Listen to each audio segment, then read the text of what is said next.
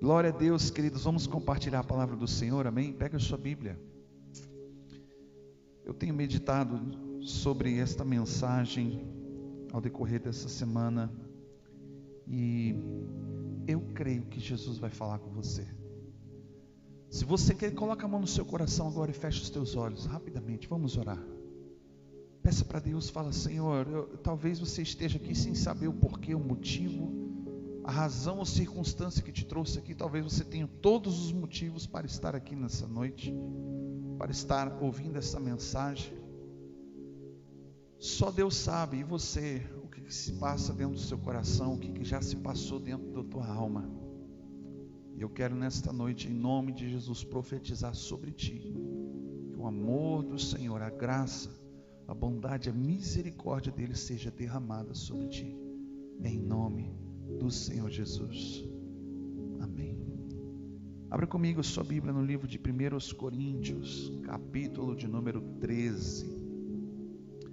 Eu tenho uma mensagem para compartilhar com os amados nessa noite, e que tem feito com que eu venha refletir, não somente refletir, mas rever todos os nossos passos, os nossos caminhos, a nossa conduta, os nossos pensamentos, as nossas atitudes, as nossas ações, até mesmo aquilo que a gente deixa de fazer sabendo que precisa ser feito, porque o Senhor, Ele é bom, e quando Ele olha cada um de nós numa determinada situação ao qual já perdemos o controle, nós não temos senão outro lugar para correr em direção a Ele e clamar: Senhor, me ajuda, não é assim? No capítulo 13, no versículo número 1, fala ainda assim, é um texto muito conhecido, fala sobre o amor de Deus, que diz: ainda que eu fale a língua dos homens e dos anjos, e se eu não tivesse amor, nada seria. Seria como um metal que soa, como um sino que tine. Versículo de número 2 diz: e ainda que eu tivesse o dom de profecia, e conhecesse todos os mistérios com toda a ciência, ainda que eu tivesse toda a fé, fala comigo, fé, de maneira que transportasse os montes, se eu não tivesse amor, nada seria. Ainda que eu distribuísse toda a minha fortuna para o sustento dos pobres, e ainda que eu entregasse o meu corpo para ser queimado, e eu não tivesse amor, de nada disso me aproveitaria. Versículo 4, Paulo aqui então ele começa a definir João 3,16, o amor de tal maneira que ele escolheu nos amar. Então ele não está falando só de sentimento, ele está falando de um amor ágape, e não de um amor filéus, de um pai, de um amigo, de um irmão, mas ele está falando de um amor sacrificial. E ele começa a declarar no versículo de número 4 assim: porque o amor é paciente, é benigno, o amor não inveja, o amor não se vangloria, não se ensoberbece, não se porta inconvenientemente, não busca os seus próprios interesses, não se irrita, não suspeita mal. O amor não se alegra com a injustiça, mas se regozija com a verdade. Tudo sofre, tudo crê, tudo espera, tudo suporta. E a primeira parte do versículo número 8 diz: porque o amor nunca falha. Amém? Quando Paulo começa a declarar a realidade do que o amor de Deus que foi derramado por nós naquela cruz de fato é, que vai muito mais além do que apenas sentimento, ele está falando de atitude. E é esse tipo de atitude que eu quero compartilhar com vocês essa mensagem nesta noite. Este mesmo homem Paulo, por revelação do Senhor, no capítulo de número 3 de 1 Timóteo, vamos abrir comigo, capítulo 3, 1 Timóteo,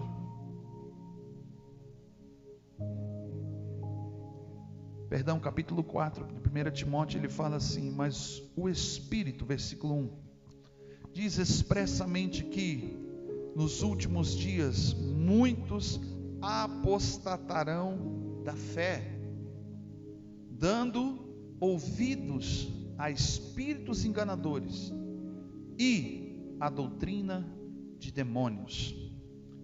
Amém? Quando Paulo, por revelação, o Espírito veio a ele e anuncia aquilo que também Jesus fala no capítulo 24 do livro de Mateus, que nos últimos dias sobreviriam tempos difíceis, tempos em que o amor de quase todos se esfriará, está escrito lá. Ele está falando de um tempo onde que nós abandonamos coisas boas e começamos quando você deixa de praticar coisas boas, de ter uma boa conduta, você agora começa a ser dominado e controlado por má conduta, má pensamentos, palavras, ações e atitudes. E Paulo aqui está declarando qual é a raiz desse problema. Jéssica aqui mencionou na abertura do culto, olha a realidade que a nossa nação está vivendo, o desamor, ou a falta de amor para com o próximo. Não é aquele cuidado da vida da pessoa alheia, mas o cuidado pela preservação da vida, por aquilo que é verdadeiro, por aquilo que é sadio. Nós lemos aqui que Paulo está falando uma realidade de um amor que é por meio de atitude. Ele termina dizendo que tudo, olha, ele está terminando dizendo que tudo sofre, tudo espera, tudo crê, tudo suporta. E ele diz que esse amor não falha. E Paulo está dizendo e declarando que no segundo livro agora de Timóteo, vai mais para frente um pouquinho, no capítulo 3, ele continua dizendo: sabe-se porém isso, versículo 1, que nos últimos tempos sobrevirá dias difíceis, porque os homens amarão a si mesmos, serão gananciosos, presunçosos, soberbos, blasfemos, desobedientes a pais e mães, ingratos, profanos, sem a afeição natural, irreconciliáveis, caluniadores, sem domínio de si, cruéis, sem amor para com os bons, traidores, atrevidos, orgulhosos, mais amigos dos prazeres do que amigo de Deus. Dada a realidade da nossa nação, da igreja como um todo brasileira, esse último mês, esses últimos 25 ou 30 dias, a nossa nação tem vivido um tempo de abrir os olhos para uma realidade que há muito tempo já existe. Assim como também quando começou a pandemia, famílias começaram a desmoronar, desestruturaram, porque na verdade colocou-se para fora aquilo que já existia. Mas eu quero pegar a tua atenção aqui nessa noite, o motivo pelo qual isso está acontecendo. Eu vi alguns anos atrás um relato de um pastor sobre um estudo, uma pesquisa que foi feita com pastores, líderes, igrejas na América Latina. Pastores cristãos.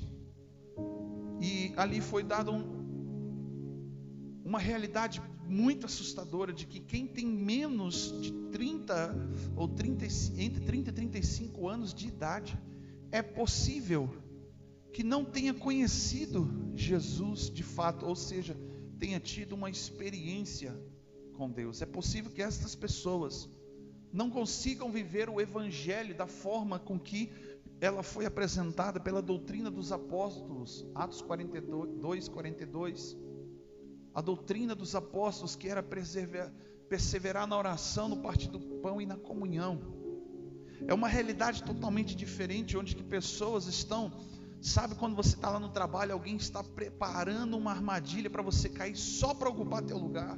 São pessoas que passam pelas pessoas na rua e agem com indiferença, porque afinal de contas não conhecem. Sim, é verdade, nós estamos vivendo uma realidade hoje que aquilo que nós vivíamos há 25, 30 anos lá atrás, lá em Brasília, que todo mundo que você não conhecia era um suspeito, era alguém para você desconfiar. E na verdade hoje nós não desconfiamos só do desconhecido, nós desconfiamos do nosso próximo, desconfiamos do nosso filho, dos nossos parentes, desconfiamos do marido, desconfiamos da esposa, a gente desconfia de tudo, porque em algum momento da sua vida você foi ferido, ou você tem medo de se ferir. E quando Paulo começa a declarar esta realidade, ao qual este amor está se esfriando, conforme Jesus falou em Mateus 24, ele diz o porquê. E esta é uma realidade, queridos. Paulo, quando ele começa a abrir os olhos de Timóteo, desse jovem pastor, ele diz: Timóteo, desses aí, foge, fica longe, não se relacione, não fique perto, não ouça.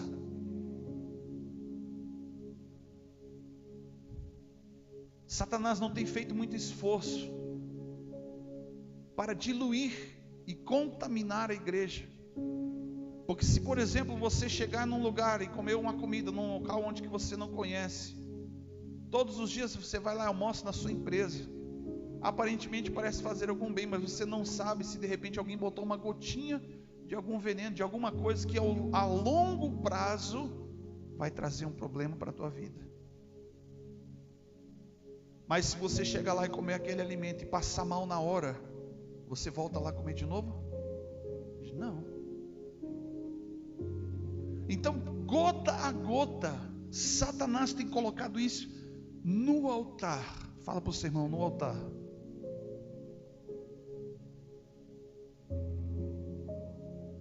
Homens e mulheres que deveriam estar no altar e não numa plataforma, não num púlpito, têm ouvido espíritos enganadores. É o que Paulo está falando no capítulo 4 de 1 Timóteo.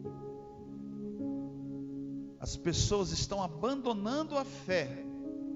Apostatar da fé significa abandonar, voltar atrás, porque estão ouvindo espíritos enganadores e doutrina de demônios. Quando a gente gota a gota vai percebendo, quando você observa, você já está tão entranhado, tão contaminado, que se alguém vir com uma verdade, você vai se sentir afrontado, e você vai dizer assim: não pode ser, a palavra de Deus não diz isso, porque eu aprendi dessa forma. Eu estava conversando com a mulher essa semana, e ela disse mais ou menos isso. Ela falou assim: está escrito, não está, pastor? Eu falei: não está não. Ah, mas não é assim não, leia lá o texto. Sabe qual é o problema da nossa geração? Sabe qual é o problema dessa geração presente que vive hoje dentro das igrejas, que estão nos púlpitos, que estão na plataforma? São pessoas que não têm relacionamento com Deus. Jesus, quando ele combate a igreja da época, ele não está combatendo o templo, ele não está combatendo uma placa, mas ele está combatendo a hipocrisia que os fariseus viviam naquele tempo. Ele entra um dia com um chicote, diz a palavra de Deus. Ele começa a virar a mesa dos cambistas, porque ali eles estavam fazendo o quê? Distorcendo, transformando a casa de oração em covil de ladrões. Nós pegamos hoje, ligamos a televisão, tem canal evangélico para tudo que é lado, sim ou não? Você liga a televisão, você escolhe o menu que nem um restaurante, o que você quer se alimentar hoje. Entra na internet, no YouTube, Facebook, Kawaii, Instagram, tudo que você pensar tem alguém falando de Deus, tem uma palavra de Deus. Todo dia você ouve alguém falando da palavra de Deus, sim ou não?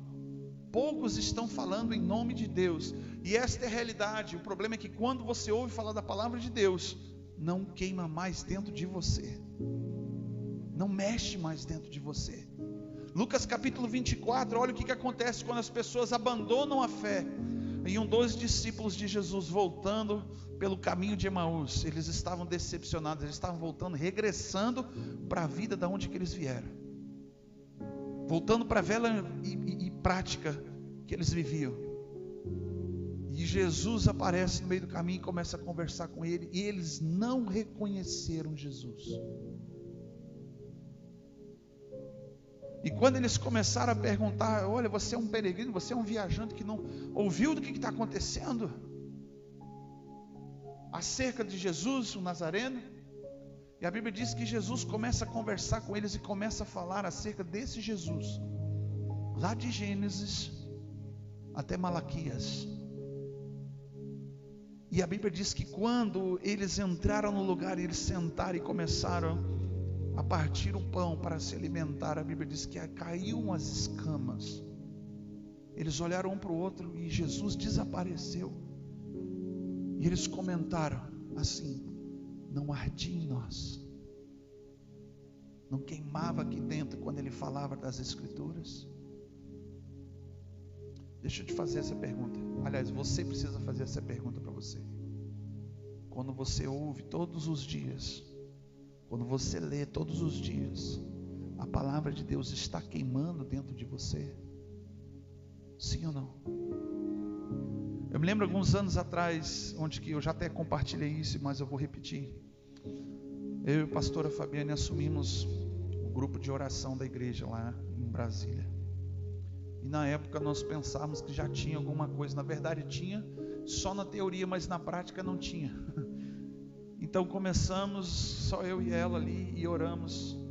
E a gente pensou: nossa, Deus, tem muita coisa para fazer aqui na igreja. E quando a gente começou a orar, aí de repente, né, como foi a mensagem outro dia, nós começamos a orar, e quando foi 10 minutos a gente não tinha mais o que orar. E começamos a buscar estratégia em Deus, começamos a anotar nomes, pedidos de oração, começamos a interceder por tantas coisas que começaram a vir, e de repente aquele mover de oração começou a dar crescimento, porque Deus estava agindo ali.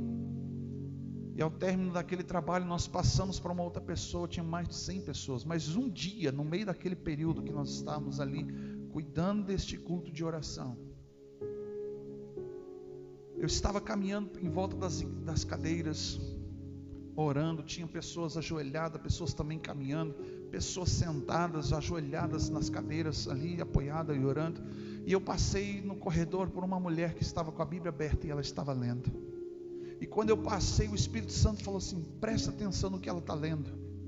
E eu passei, mas a sensação que tinha é que o tempo parou, porque como se eu tivesse passado e fiquei olhando o que ela estava lendo, e eu não via letras, eu não via palavras, mas eu via figuras, como se fosse uma Bíblia infantil, quando você conta uma história e mostra a figurinha para aquela criança.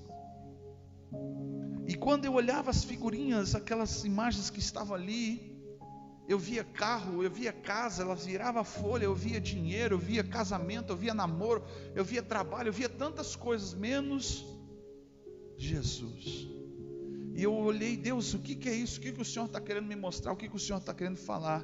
E o Senhor falou no meu coração: muitos procuram na minha palavra para o seu próprio benefício, estão buscando o que eu posso dar e não quem eu sou. Aquilo me mexeu com o coração, e que me veio levar um tempo de que eu precisava partir de mim, mudar a minha mentalidade da forma com que devemos nos apresentar diante do Senhor. E de fato essa é uma realidade na nossa nação. As pessoas vêm para Jesus não por quem Ele é, mas vêm por aquilo que Ele pode fazer. Invertemos papéis. Lembra quando eu falei que é possível que você que tenha menos do que 35 anos de idade não conhece ou tenha maior dificuldade de conhecer Jesus como Ele é? De pegar esta palavra e sentir algo queimar dentro de você. Pastor Bira conta o testemunho de quando a avó dele orava pela sua salvação. Ele acordava várias vezes durante a madrugada, e as palavras que ele ouvia dela orando durante muito tempo era: Jesus, salva o meu netinho. Nós cantamos deste amor, nós falamos deste amor, mas de fato você sente? A gente pode não entender como que é a graça. Temos dificuldade até para reconhecer quando que é a graça de Deus sobre nós, mas de fato o amor do Senhor nós podemos sentir, porque tudo aquilo que nós lemos ali no capítulo 13 de 2 Coríntios, Se a palavra de Deus diz que Jesus é, e nós não somos, paciente, Ele é benigno, mas nós somos cruéis. Ele não inveja, mas nós queremos competir. Não se vangloria, mas nós somos orgulhosos de si mesmos. Estamos vivendo uma época onde que essa geração é orgulhosa de si. Poucas são as pessoas que eu vejo que estão fazendo o caminho contrário. Algumas pessoas estão deixando a fama e voltando para o altar, estão saindo das plataformas, estão saindo dos púlpitos e voltando para o altar. Fala para o seu irmão assim: quem tem um altar? Fala bem alto: quem tem altar não precisa de púlpito, não precisa da plataforma. Porque Deus, Ele não queima na plataforma e nem no púlpito, Ele queima no altar.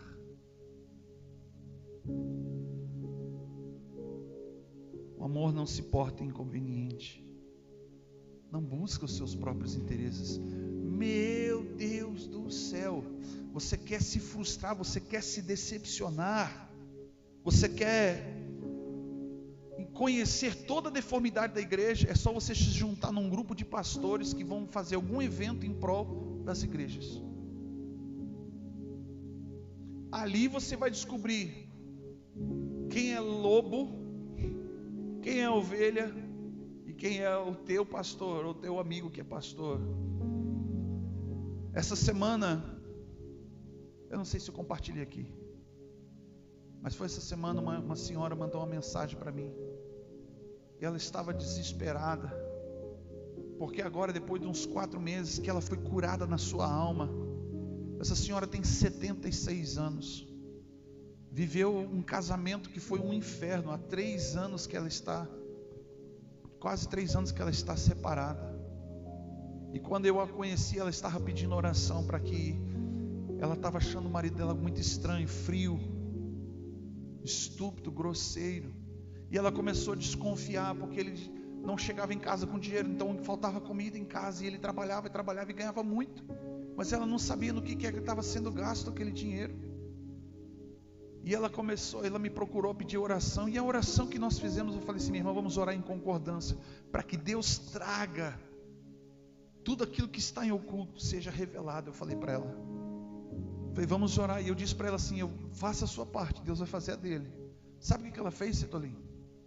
Ela contratou um detetive que colocou escuta e câmera dentro do carro do marido, e ela acabou descobrindo, e algo pior do que ela imaginava. O marido dela não só estava traindo, mas há 26 anos ele já tinha outra família, uma filha de 26 anos já. Ele passava a semana trabalhando numa cidade distante, voltava para casa no final de semana, argumentava dizer estar dormindo lá na obra, lá no local, lá onde é que ele trabalhava, mas ele estava na outra família. 26 anos. E a igreja onde que ela congrega hoje, a pastora mandou para ela uma mensagem assim: pastor, eu recebi esse status da igreja, e a pastora me mandou, e lá estava escrito assim, que o divórcio lança pessoas no adultério. E a Bíblia diz que o adúltero ficará de fora. Está errada essa frase? Sim ou não? Está errada essa frase? Sim ou não? Que o divórcio lança pessoas no adultério, e que o adúltero não vai entrar no reino de Deus. Ela está certa? Sim ou não? Aleluia. Olha para o seu irmão e fala assim: vamos ler mais a Bíblia. Amém?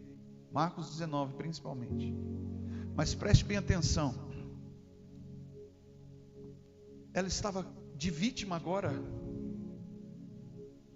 que ela foi vítima no relacionamento dela. Eu falei: minha irmã, olha para o contexto em que você estava vivendo. Essa frase ela se torna errada baseada no contexto, porque cada caso é um caso. Amém? Aquela mulher, quando ela descobriu que o marido tinha outra família, começou a bater de frente com o marido. O marido começou a ser agressivo, começou a bater nela.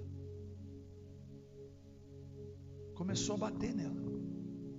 E ela dizendo: pastor, eu não posso falar nada dentro de casa porque ele me bate. Se eu tocar no assunto ele fica furioso. Estou vendo a hora que ele vai me matar. Um dia ela levou uma surra, eu falei: liga para a polícia. E ela ligou. E ali terminou o casamento. E ela agora, que era vítima, estava se culpando e sendo apontada e julgada e condenada pela sua líder, porque quando ela se separou, ela jogou o marido dela no adultério. Eu falei: minha irmã, está errado, preste bem atenção. Você não jogou o teu marido no adultério, ele já estava lá, e ele não se arrependeu. Ela disse: pastor, e até hoje ele continua me procurando, me perseguindo. E agora que eu achei que eu estava curada, conheci aquele senhor que eu tenho orado, que eu tenho pedido para o senhor orar 4 meses. Eu quero casar com ele, ele me pediu em casamento. E agora, pastor, eu botei meu ex-marido no inferno e vou também, porque se eu casar com esse homem eu vou ser adúltera. Ela começou a dizer bem assim. Eu falei: minha irmã, não é isso. Fala para o seu irmão: não é isso. Fale bem alto comigo, repita assim: ouvindo espíritos malignos, gerando doutrina de demônios. Jesus, quando ele confrontou os fariseus, ele diz assim: vocês são hipócritas, vocês não chegam no céu e impede quem quer chegar lá.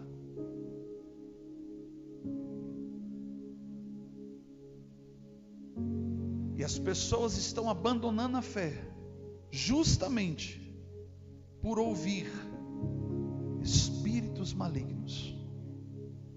Se você não ouviu um espírito maligno que não gerou uma doutrina de demônios, provavelmente, talvez você um dia ficou aprisionado a doutrinas de demônios como esta. Como que é isso, pastor? Alguém um dia falou para você assim: ó, não pode isso. Alguém já falou para você? Eu me lembro a época que não podia ter bateria na igreja. Hoje nós não temos uma bateria. Vamos ter, amém? Já tivemos e vamos ter. Mas baterista na época era do diabo. Guitarrista era do diabo. Rock era do diabo. Televisão era do diabo. Internet era o sinal do anticristo. Você sabia disso? Nunca estudou. Mas lá nos números em hebraico, o W significa 6. Se você não sabe, a pronúncia do W, 6, por isso que tem lá o www, ou seja, 666, é o sinal do anticristo. Você navega todos os dias, você está na internet. E o interessante é que antigamente aquilo que era doutrina de homens, algumas de demônios, porque olha o que Paulo está dizendo aqui, no capítulo 2, ou capítulo 3 de 2 Timóteo, ele termina dizendo: pois os homens serão amantes de si mesmos, gananciosos, presunçosos, soberbos, blasfemos, desobedientes a pais e mães, profanos, sem afeição natural, irreconciliáveis, caluniadores, sem domínio de si, cruéis, sem amor para com os bons, traidores, atrevidos, orgulhosos, mais amigos do mundo do que amigos de Deus, tendo a aparência de piedade, mas negam-lhe o poder. Afasta-te deles. Fala para o seu irmão assim: foge. Tem um momento que a Bíblia fala: resistir ao diabo e ele fugirá de vós. Amém? Mas lá em Provérbio também fala assim que nós temos que fugir de outra coisa. Você tem que fugir. E esse é bem para o homem. Ele está falando da mulher. A mulher que tem a intenção maligna, inspirada por demônios. Ele diz assim: foge dela. Para não dizer outra coisa, a mulher que ela é sensual, ela está se jogando. Tem gente que é assim. Cada pouco, durante a semana, 2, 3 vezes por semana, alguém que eu não conheço me pede para me adicionar lá no Facebook. E antes de adicionar, eu procuro saber quem que é aquela pessoa. Minha esposa faz a mesma coisa. Eu acredito que você faça isso. Se não faz, começa a fazer. E volta e meia assim aparece alguém que eu não conheço, só pela foto. pela roupa que a pessoa está usando na foto, eu falei assim, essa aqui não é de Jesus. Pá, não quero nem saber se é amigo de fulano e ciclano. E quando eu paro para investigar, que eu vejo que é coisa do Satanás, eu encontro 2, 3, 4 amigos, e ainda aparece assim de vez em quando uns pastores. Preste bem atenção, queridos. Aquilo que antes era proibido, aquilo na verdade não era proibido, aquilo que antes se julgava ser errado, hoje parece ser tão normal e natural, que as pessoas não estão percebendo que gota a gota, os púlpitos, as igrejas estão sendo contaminadas. E de fato, o pior ainda, sabe o que é? Que cada um de vocês que estão assistindo, vocês que vão assistir, algum dia ouviu uma mensagem que não era da palavra de Deus. Embora se estivesse lendo o texto, não tinha contexto para justificar o centro daquela mensagem. Você sabe por quê? A palavra de Deus diz que quando a mensagem, a palavra, a semente é lançada no coração de alguém, ela produz algo que vem com o propósito de Deus. Amém? Se você sai por essas portas querendo que essa mensagem produza na tua vida, você vai regá-la, sim ou não? Mas essa mensagem não produziu nada em você. Da onde que veio essa palavra? Dos céus, da emoção de alguém.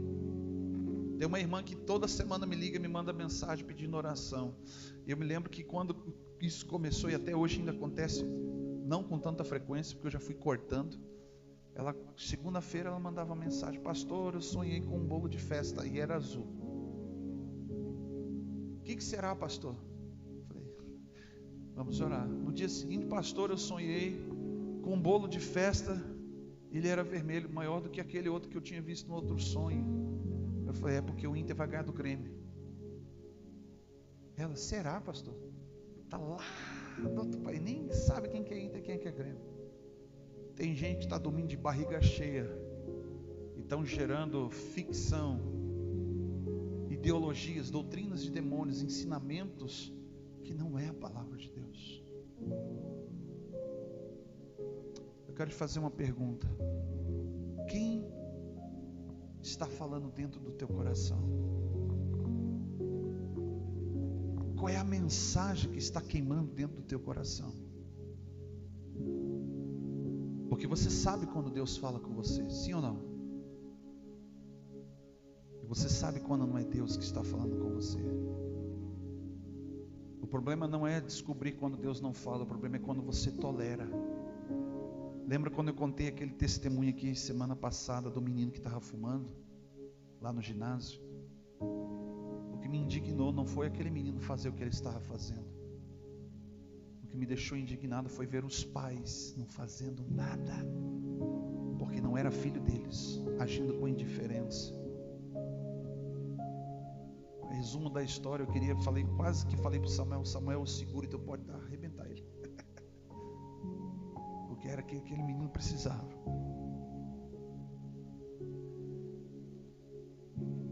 Timóteo, quando ele diz que nos últimos dias, lá no capítulo 4, 1 Timóteo capítulo 4, ele fala que nos últimos dias serão tempos difíceis.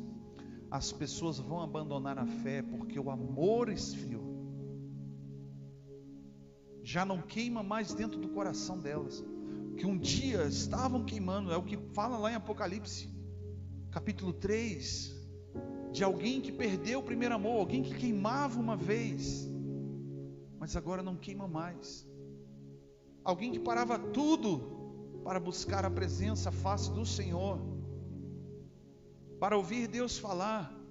Não media esforço para acordar na madrugada para orar, não media esforço para ler a Bíblia, não media esforço para ouvir canções, para louvar a Deus, não media esforço para estar na igreja. Ontem eu ouvi uma frase assim, foi feito o convite, vamos para a igreja. Ah não, hoje eu não vou porque eu vou ouvir o sermão lá de casa. Fiquei quieto. Vamos lá de novo, o contexto, fala comigo, contexto. Faz muito tempo que aquela criatura não está vindo para a igreja. Vou ouvir o sermão de casa. Eu tenho saudade de uma época que não tinha internet acessível para as pessoas. Onde que a gente ia para os cultos, não tinha preocupações, quem está na esquerda, na direita. Os milagres aconteciam, as lágrimas escorriam pelos olhos, os joelhos se dobravam, os pecados eram confessados, as pessoas entravam pelas portas da igreja dizendo: eu não quero mais viver essa vida, eu quero entregar a minha vida para Jesus. E ele continua dizendo, versículo 2: pela hipocrisia dos homens que falam essas mentiras, tem a sua mente cauterizada para a sua própria consciência, é insensível. Faça um teste com você mesmo. Sabe quando você descobre o nível de fé que você tem? Sabe quando? Não é quando Deus dá, não é quando Deus faz, é quando você está inserido numa sociedade corrompida, diluída, e que os céus estão fechados sobre você, onde que as pessoas apontam e acusam: eu vi você andando com Jesus, e você não negar a Cristo, não lançar mão do arado, não sair correndo pelo meio do mato, fugindo de ser preso. Você quer testar a sua fé? Dificilmente alguém quer testar a sua fé assim, não é verdade? Mas Deus, Ele prova a tua fé. E quando Ele prova a tua fé, é para mostrar aonde que está o teu coração. Para mim, a maior prova disso é quando Deus fala para Abraão: Abraão, sacrifica o teu filho para mim, leva ele no monte que eu vou te mostrar. E Abraão pega o seu filho Isaque e vai para aquele lugar, para aquele monte. No meio do caminho, o tempo todo, o filho reparou numa coisa: não tinha o cordeiro, o sacrifício. Ele perguntava: pai, cadê o sacrifício? E a resposta de Abraão sempre foi: o Senhor providenciará para si. Jeová Jiré, o Deus da provisão, o Senhor providenciará para si o cordeiro. A determinado momento, aquele menino descobriu que não tinha sacrifício e que ele era o sacrifício. Se você descobrisse hoje que Deus te escolheu para ser o sacrifício e que Deus aceitaria esse sacrifício, você se entregaria ou você fugiria? Pare e pense um pouquinho. O jovem Isaque, quando descobre que ele é o sacrifício, ele continuou andando com o pai dele em obediência. Quando ele ia sacrificar aquele menino, o anjo do Senhor apareceu e disse: não faça isso. Você pega o texto e vai ver um trechinho que pouco é falado, mas está escrito lá assim: eu só queria te mostrar onde é que está teu coração, Abraão. Você entende isso? Aonde está o amor? Onde está o teu coração nessa noite? Aonde está aquele fogo que queimava no teu coração quando você experimentou esse amor? Porque aquele que experimenta, Tiago diz que jamais, aquele que experimentou da glória, jamais torna atrás. Jamais. É por isso que as pessoas estão abandonando a fé. Alguém procurou a pastora hoje de manhã, falou: pastora, eu descobri uma coisa terrível, meu filho, é pior do que eu imaginava. E a pastora disse: vem para a igreja, vamos orar. Eu vou, mas não está aqui. Não sei se está ali do outro lado. Mas o problema, sabe o que é, queridos? As pessoas só correm para Deus quando tudo está perdido. As pessoas só buscam o favor de Deus quando não tem mais o que fazer. As pessoas só querem Deus quando elas estão diante da face da morte. porque elas não queimam mais. Elas se tornam pessoas ingratas, não por aquelas pessoas que ajudaram, mas principalmente com Deus. Você sabe por quê? A maior resposta da ingratidão do povo é principalmente, agora eu vou falar com o pastor, eu nunca falei o que eu vou falar aqui hoje. Nunca falei, não tenho medo de falar isso também na internet. A maior resposta da ingratidão de pessoas que buscam o favor de Deus é na hora de ofertar. Você sabe por quê? Sabe por quê? Porque nós julgamos o local, o pastor, o ambiente ou as pessoas serem merecedoras do seu suor, do teu esforço, do seu dinheiro. Até hoje nós não encontramos na nossa geração uma igreja como a igreja de Atos. Essa igreja não existe mais. Onde que as pessoas vendiam tudo e lançavam aos pés dos apóstolos, e eles caminhavam, pisavam sobre aquilo, como um símbolo e um sinal de que o dinheiro não os controlava mais. Eles que controlavam, eles não se dobravam a Mamon. E é por isso que quando João vê, tem uma visão dos céus, ele diz lá que as ruas são de ouro. Aquilo que nós temos aqui na terra como uma das maiores riquezas, se não a maior riqueza, que é o ouro, ou a maior riqueza que se reconhecia na época de João. Diante de Deus, diante da glória de Deus, serve apenas para ser pisado, serve apenas para ficar debaixo dos teus pés, não tem valor algum. Dentro desse contexto, olha o que Paulo ainda continua dizendo, da mente cauterizada, pessoas que são insensíveis à palavra de Deus. Conheço pessoas, movimentos, que tratam a igreja, que tratam a figura de Deus como uma garota de programa, que passa uma noite de prazer, de encontrar amigos, colegas. Lá em Brasília isso é muito real o que eu estou falando. A igreja se tornou um clube social, onde as pessoas vão se ver, se conversar um pouco, combinar alguma coisa, conversar o assunto da semana, porque passa a semana inteira na correria, no trabalho, sabe? Eles não veem a hora durante o culto, que hora que vai acabar o culto. O pastor, outro dia me falou assim lá, nas nossas igrejas, quando termina o culto, pastor, eu estou com um problema muito sério. Eu falei, qual? O povo não quer ir embora. Eu falei, uau, o povo não quer ir embora da igreja. Não, esse não é o problema, porque se ainda eles ficassem lá orando, se eles ficassem lá adorando, se eles ficassem lá gritando, Deus não me deixa sair desse lugar, eu estava maravilhado. Eu falei, o que está acontecendo então, pastor? Que você está dizendo que é ruim isso? O povo não quer sair da igreja. Enquanto que eu estou querendo que o povo volte, tu está querendo que o povo saia da igreja, que tem de errado? Aí ele disse assim, porque as pessoas ficam lá, sentam e conversam, tiram conversa fiada fora e não produz nada na vida deles. Eu parei, eu falei, misericórdia. Enquanto aqui a gente quer que as pessoas fiquem na igreja, o pastor quer que elas vão embora. Está entendendo que muitas vezes a dor de barriga de um é a solução, é remédio para o outro? Nós estamos vivendo uma triste realidade.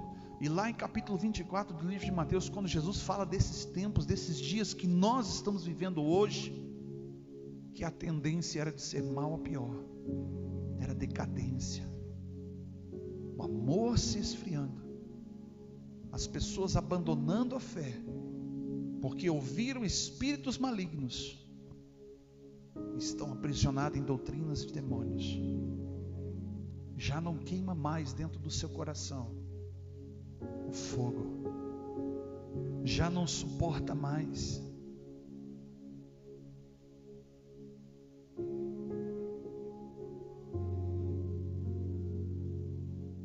Vamos colocar de pé.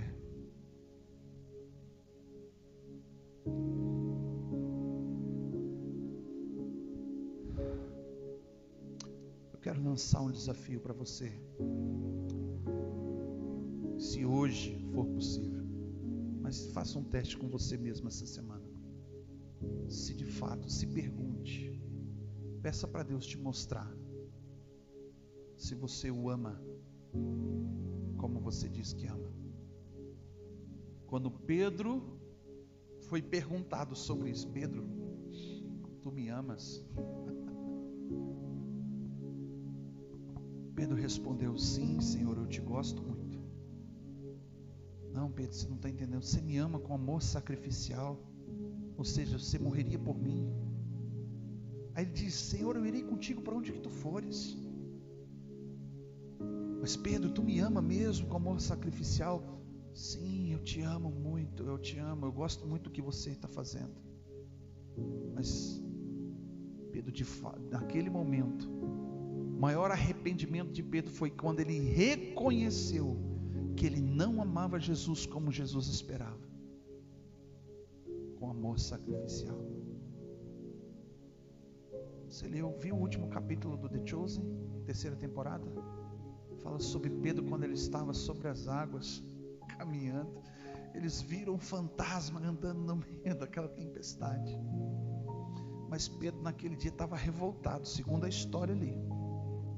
Estava triste, chateado, porque ele descobre que enquanto que ele está servindo a Jesus, a casa dele estava padecendo, a esposa tinha perdido o filho. Ele estava revoltado. Ele se levanta naquele barco no meio da tempestade, os discípulos ali remando, ele fala assim: se é o Senhor, dê a ordem para que eu vá até você. Porque Pedro sabia que se fosse Jesus, de tantos milagres que ele viu Jesus fazer, ele iria, mas ele não estava acreditando que era Jesus. E só que quando ele coloca o pezinho para fora do barco, e tira o pé e ele não afunda, ele começa a caminhar em direção a Jesus. Ele se alegra no coração, porque agora ele está vivendo um sobrenatural. Talvez no coração dele deve ter sido assim como muitas vezes aconteceu comigo. Eu comecei a orar e falar com Deus, reclamando de alguns problemas.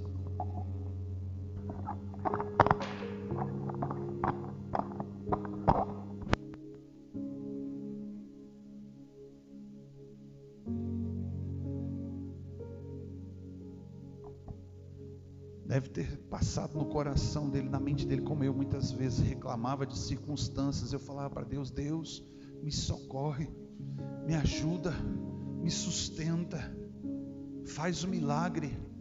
Aí Deus colocava uma pessoa na minha frente para me ajudá-la, para que eu tivesse que sustentá-la, para que eu tivesse que às vezes colocar o pão na mesa dela. Às vezes faltava em casa, mas a gente tinha que dar para o outro. A gente precisava de um ombro amigo, a gente era um ombro amigo. E aí de repente Pedro olha para o lado e lembra de tudo isso. Lembra de tudo isso. E começa a afundar, porque as ondas começaram a bater contra ele. E como é maravilhoso, ele estava afundando lá, ele olha para cima, ele só vê uma mão esticando para ele e puxando ele de volta. Diz o texto que quando Pedro afundou, imediatamente o Senhor o puxou de volta. Como a gente canta a canção: me traz à tona para respirar.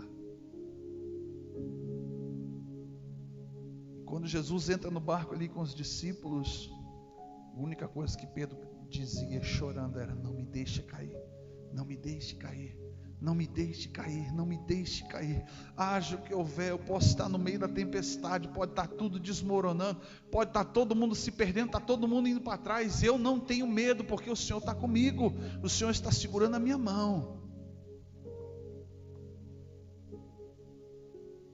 Muitas coisas se passam na cabeça da gente no momento da dificuldade. Tudo que a gente espera assim é que Deus venha agir em nosso favor, porque a Bíblia diz que Ele é socorro bem presente na hora da angústia. Mas se Deus não fizer,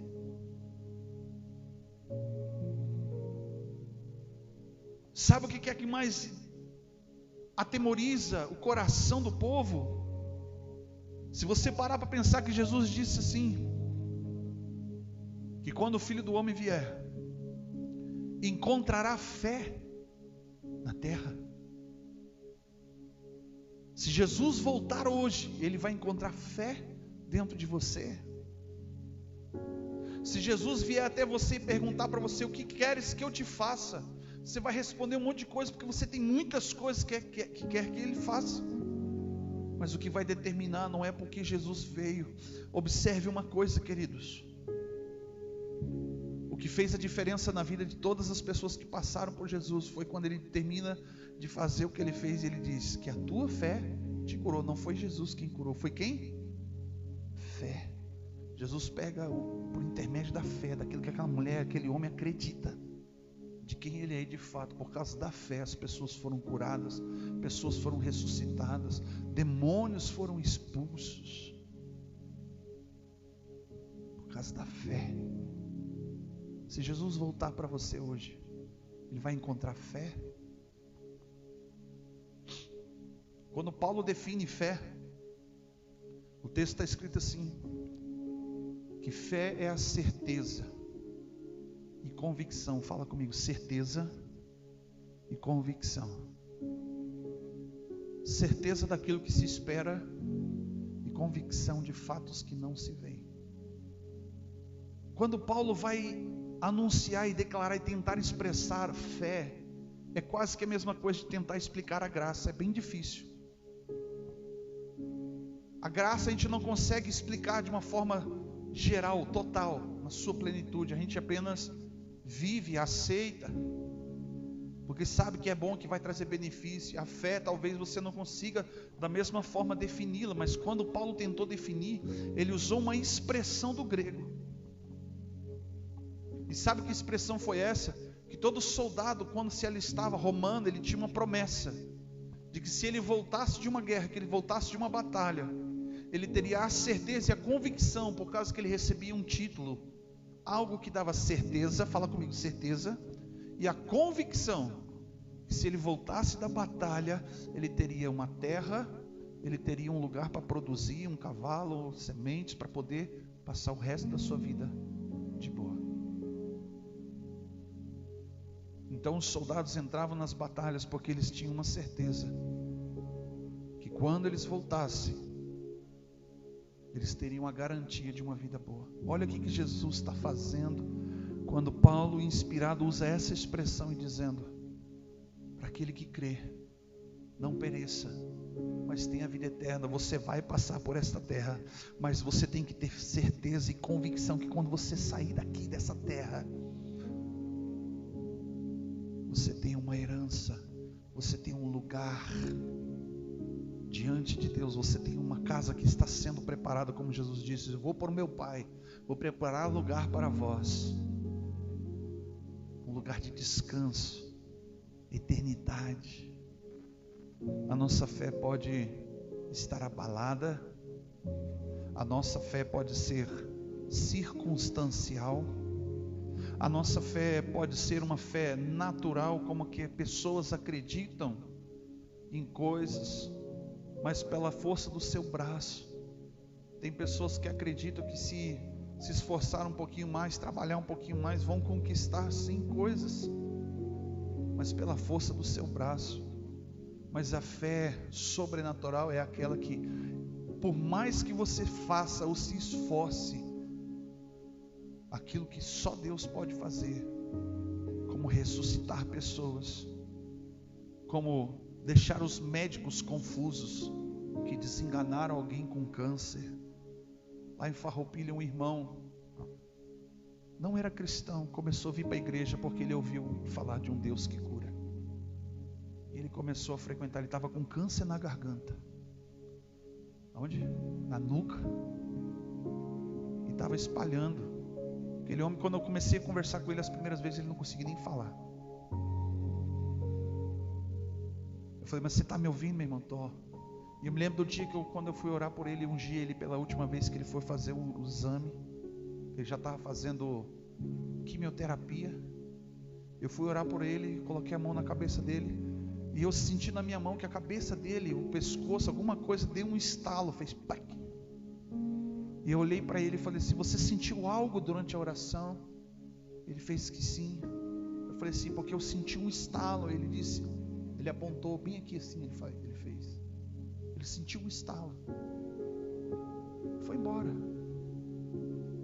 Já estava já sem cabelo, sem sobrancelha, sem as pestanas dos olhos. Quando ele volta no próximo culto, queridos, diagnóstico do médico disse: olha, tinha um câncer aqui, estava espalhando, mas não, agora não tem mais nada. Não foi só quimioterapia. Podia ter feito quimioterapia e ele ter morrido. Ele fez a parte dele, aquilo que nós estávamos instruindo. Mas Jesus curou este homem, assim como a irmã lá em Carlos Barbosa estava com câncer no seio, né? Espalhando pelo corpo, metástase. Ou seja, que já não tem mais volta. E ela foi curada. Por que essas coisas não acontecem mais? E vou fazer a segunda pergunta: por que não acontece mais na sua vida esse sobrenatural? Parece que as coisas estão difíceis, estão ou não? Não parece, não, elas estão. Mas a sensação que temos que a fé que nós temos não é mais o suficiente. Quando Tiago é questionado sobre a sua fé, ele fala assim: eu te mostro as minhas obras, porque fé sem obras ela é morta. Então Tiago fala assim: ó, pelas minhas obras você vai conhecer a minha fé. Você não pode esmorecer, você não pode se prostrar. Como você vai se portar diante de um Deus que é todo poderoso e que precisa que você exerça fé para que um milagre aconteça? Você está entendendo isso? Vamos orar. Feche os seus olhos. Eu quero te convidar, você, além de refletir nessa noite sobre isso, questionar a tua fé também. A tua fé tem sido circunstancial? A tua fé, ela tem sido morna, como está escrito em Apocalipse, uma igreja que era morna a ponto de ser vomitada? Porque você não queima mais no seu coração como você queimou outra vez. Sabe, a tua disposição não é mais a mesma para com as coisas de Deus. A tua vontade talvez não tenha sido mais a mesma para com o teu ministério, com o teu chamado. A circunstância é muito trabalho, é pouco tempo.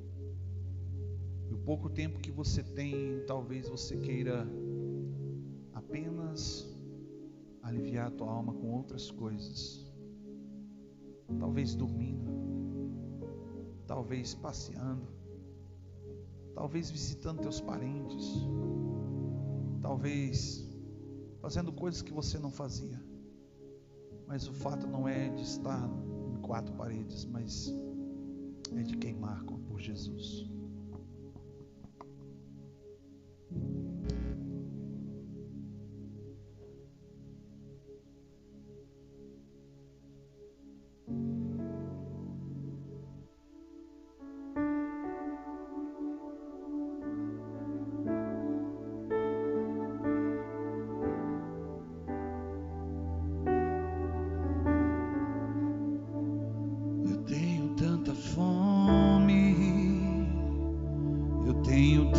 Sede, eu sei que existe mais, eu sei que existe mais. Havia uma mulher na beira de um poço que ela disse para Jesus: Senhor, onde tu tens esta água? Dai-me de beber, porque eu tenho tanta sede de viver algo genuíno, verdadeiro para com meu Deus. Mais de ti, menos de mim, mais de ti, menos de mim, mais, Senhor, mais, muito mais. Eu tenho tanta fome, eu tenho tanta sede, eu sei que existe mais, eu sei que existe mais. Tenho tanta fome,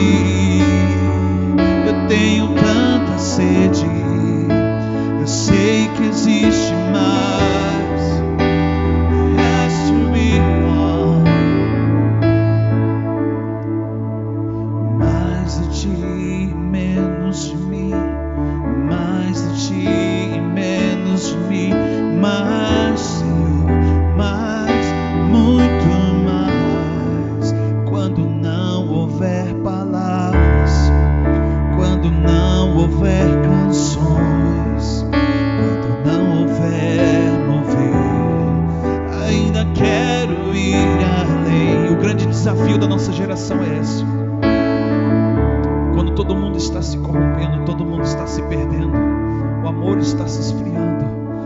Os olhos do Senhor procuram na terra alguém que quer estar adorando em espírito e verdade, alguém que ainda quer ir além, alguém que ainda tem fome, alguém que ainda tem sede, alguém que ainda está queimando de amor por Jesus. Ah, Jesus, leva-nos de volta, Senhor, a este lugar de intimidade, de comunhão. Faz outra vez, Jesus. Faz queimar, resplandecer no nosso coração uma chama, Pai, que outra vez queimou dentro de nós. Aonde estão os inconformados? Aonde estão os desesperados? Aonde estão os Samuéis, as vozes desta geração? Aonde estão os inconformados? Aonde estão os desesperados? Aonde estão os Samuéis, as vozes desta geração? Aqui estou, Senhor. Aqui estou, Senhor. Aqui estou, Senhor.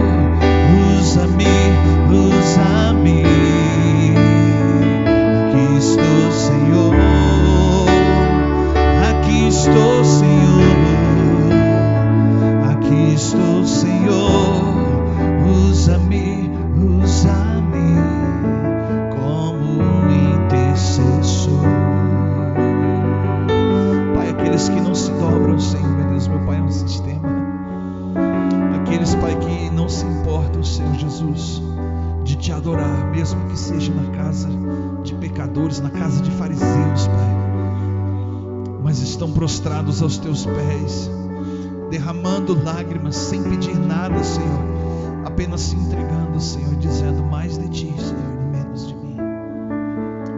Que nessa noite, Senhor, cada um de nós, Pai, possamos ser despertados e acordados, Pai, por isto.